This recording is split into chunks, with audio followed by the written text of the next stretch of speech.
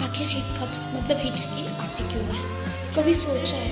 हिचकी अचानक से शुरू हो जाती है जब हम बहुत जल्दी खाना खाते हैं या कोल्ड ड्रिंक पीते हैं, ज़्यादा हंसी आती है या कभी कभी स्पाइसी फूड भी खा लेते हैं। तो जो हमारे चेस्ट के नीचे एक मसल है जिसे डायफ्राम कहते हैं, जब ये मसल अचानक झटके से कॉन्ट्रैक्ट करती है तो हवा एकदम से लंग्स के अंदर जाती है। उसी वक्त हमारे जो वोकल कॉर्ड्स हैं वो तुरंत बंद हो जाते हैं और हिक की आवाज़ निकालते हैं। मोस्टली हिकअप्स 1 मिनट तक रहते हैं और अपने आप बंद भी हो जाता है। तो अगली बार हिचकी आए तो याद रखना, डायफ्राम की एक छोटी सी मूवमेंट